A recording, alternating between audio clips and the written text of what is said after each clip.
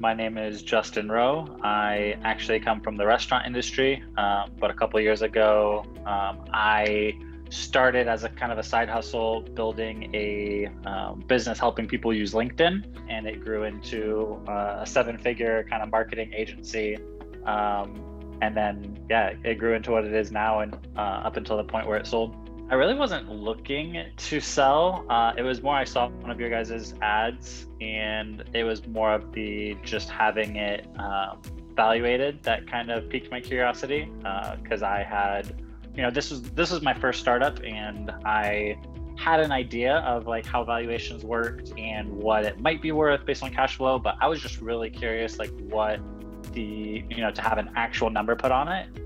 So at the time I had no intention of trying to list it, trying to sell it. Once I started talking to Paul, he really helped me put a price on it and give it an official valuation. And then obviously, you guys have a really nice offer where you say, well, if you want, we could just list it. You don't have to take any of the offers, but my first question to him was, what's in it for you guys? How much is this going to cost me? And, absolutely nothing unless we sell it. We'll do all the work, do the evaluation, do the listing, blast it out in our email.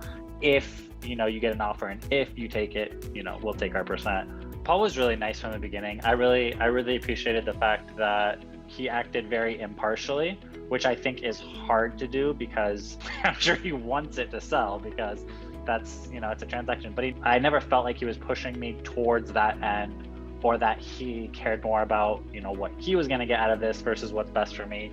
My deal was really different than I think even the normal deal. Like the guy purchased the majority of the company, but then I signed an employment contract with him to then remain as the CEO. So it was like a purchase negotiation, then it was an employment negotiation. There's terms, that go on from that. And so there was a lot of probably more out of the ordinary advice that I was asking Paul, like kind of to the side.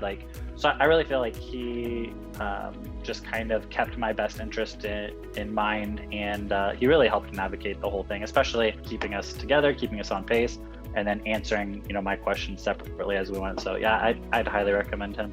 Paul and Website Closers do a great job of telling you, even if you're not ready to sell now, like giving you the advice what that would look like. So I do think the process itself, if you're on the fence, is worth getting into and getting started if that's going to be something that you do eventually.